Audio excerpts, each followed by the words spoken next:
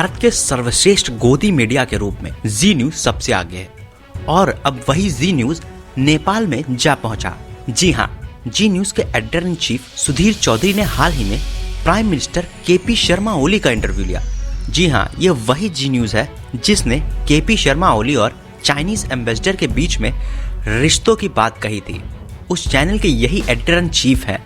इन्हीं की हामी पर जी न्यूज जैसे चैनल पर केपी शर्मा ओली और चीन के राजदूत के बीच में संबंधों की फेक बातों को उड़ाया जा रहा था। अब उन्हीं जी न्यूज के एडिटर सुधीर चौधरी को केपी शर्मा ओली इंटरव्यू दिए हैं। टू जॉइंट नेबर्स, बड़े पड़ोसी लड़ने लगे तो उसका नकारात्मक असर तो हमको पड़ेगा। साल के हैं मोदी जी, 70 साल के हैं, तो ऐसे भी आपके बड़े भाई हुए, तो आप भी कभी भी फोन उठाकर उनसे सीधे बात कर सकते हैं। व्यक्तिगत तौर से रामभूमि, राम का जन्मभूमि असल में जो है वही पवित्र है, उसी को। जी हाँ, ये अपने आप में एक शॉकिंग है।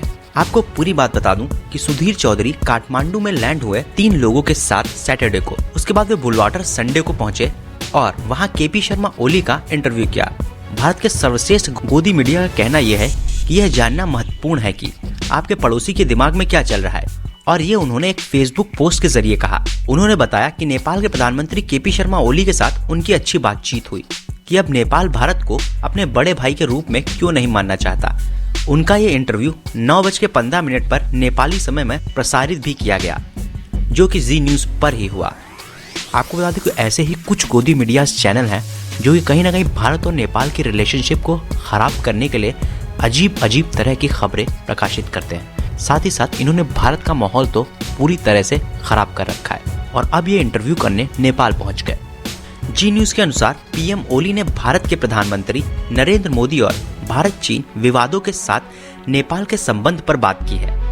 आपको बता दें कि पीएम नरेंद्र मोदी पर बोलते हुए केपी शर्मा ओली ने सुधीर चौधरी को बताया, पीएम मोदी समान संबंधों में विश्वास करते हैं, लेकिन जब मैं कहता हूं कि मैं मोदी जी के बराबर प्रधानमंत्री हूं तो लोगों को बुरा लग जाता है। नेपाल के पीएम ओली ने सुधीर चौधरी को यह भी कहा, हम अपने लाभ के लिए भारत चीन विवाद का उपयोग नहीं करते हैं और एक दूसरे के खिलाफ कार्ड नहीं खेलते हैं। हम एक संतुलित संबंध रखते हैं। भारत चीन सीमा तनाव पर बोलते हुए केपी शर्मा ओली ने सुधीर चौधरी को कहा, नेपाल भारत और चीन के बीच मध्यस्थता कर सकता है। भारत और चीन के बीच तनाव होने पर यह नेपाल का नुकसान होगा। हम शांति और विकास चाहते हैं। उन्होंने कहा, यह एशिया की सदी है। भारत की संस्कृति के बारे में उन्होंने कहा, भारत की संस्कृति पर गर्व है। साथ ही ओली ने यह भी कहा कि न्यूटन और गैलीलियो से पहले हम विज्ञान के सिद्धांत को जानते थे, जो कि नालंदा में था, और उस नालंदा को जला दिया गया था क्योंकि यह हमारे ज्ञान का केंद्र था। साथ में उन्होंने इन बातों का भी जिक्र किया। तो इन सब बातों का जिक्र करते हुए ओली ने सुधीर चौधरी को इंटरव्यू दिया। ये अपने आप में एक हैरान कर देने वाली बात है कि केपी शर्मा ओली ने किस तरह से उसी गोदी मीडिया को इंटरव्यू देने पर राजी हो गए जिन्होंने उन पर ही फेक न्यूज़ चलाई थी। हालांकि राजनीति हम आम लोगों से परे है।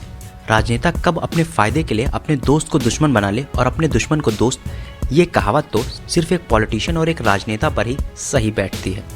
तो कैसी लगी आपको ये रिपोर्ट, कमेंट बॉक्स में लिखकर अपनी राय जरूर बताएं। साथ ही अगर आपने चैनल को सब्सक्राइब नहीं किया तो इसको अभी सब्सक्राइब कीजिए और बेल का आइकन जरूर दबाएं। धन्यवाद।